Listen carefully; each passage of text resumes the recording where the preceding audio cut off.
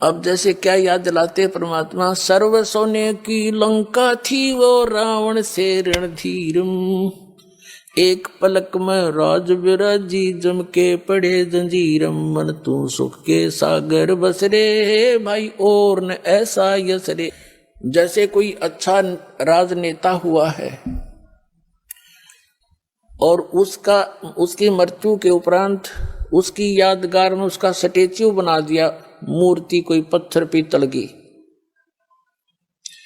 एक वर्ष में उसका सत्कार करने जाते हैं, राजनेता माला डाल देते हैं, दीप जला देते हैं, उसकी आरती उतार देते हैं, और शेष समय में मनमाना वही राजनेता और कौवा बड़का अपने स्टेच्यू पे ऊपर बैठ कर बीट करता हो सिर पे।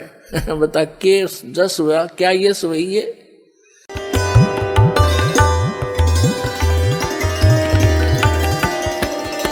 लंबी कहानी है, फिर आने पर बताएंगे। अब जो प्रसंग है तो उनको सचखंड लेकर गए, फिर वापस छोड़ा था 8-10 घंटों के बाद।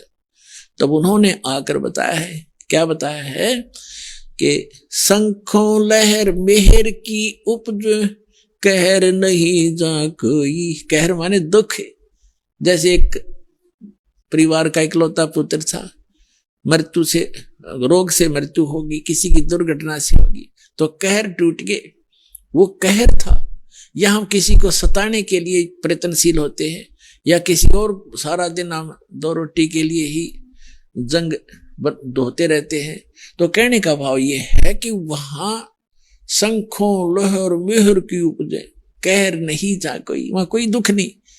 अब जैसे इस दास के साथ बहुत बार बनता है, पहले भी बनता था, कि जैसे अकेला होता हूं तो एक बार ऐसी हिलोर उठती है अंदर से, जैसे कोई कितना ही हमें सता रहा हो, कितना ही दुखी कर रहा हो, उसके प्रति भी दोष नहीं आता, उसके प्रति भी द्वेष नहीं होता, कोशिश करने से भी नहीं होता, सब अपने से लगते हैं। लेकिन वो होती है कुछ अक्षणों के लिए, और उसके जाते ही अंदर फिर वही गंध भर जाता है, वही राग द्वेष, वो वैसा कर दूंगा, उसने ऐसे कैसे बोल दिया, वो क्या समझता है अपने आप को। तो वो सारा गोबर फिर अंदर जो का त्यों प्रभावित हो जाता है। तो परमात्मा कहते, गरीबदास साहब जी कहते हैं, उस सतलोक में जाने के बाद आपको ऐसा बॉडी मिलेगा जिसमें ना बीपी हाई हो ना लो हो, और वहां का आहार इतना अच्छा है, वहां विकार उत्पन्न होते ही नहीं, चाहने से भी नहीं होते। जैसे छोटा बालक है 2-3-4 वर्ष का, उसमें कोई विकार होता ही नहीं, कोशिश करने से भी नहीं हो सकता। काम क्रोध मोह लोभ अहंकार, उसमें कुछ होता है नहीं।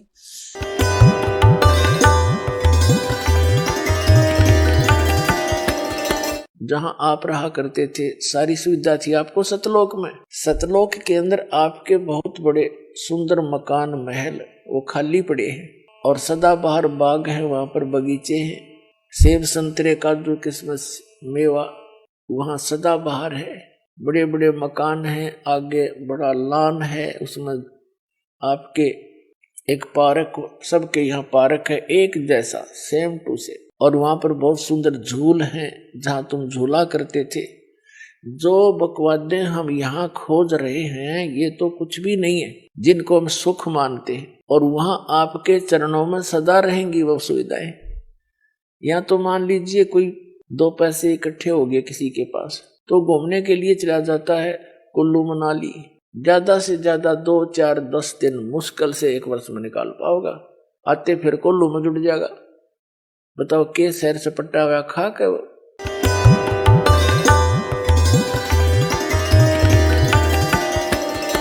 आज का विषय है कि हम परमात्मा की खोज में लगे हैं, और जाके ऊपर एती बीती, और कैसा है वो देश, अनल हक कहता चला मंसूर फांसी परवेश, और जाके ऊपर ऐसी बीती, कैसा होगा वो देश। हमें बताना चाहते हैं कि जिस देश को, जिस स्थान को पाने के लिए एक महापुरुष के ऊपर इतना बीता, ऐसा संघर्ष किया उसने, तो कैसा होगा वो देश।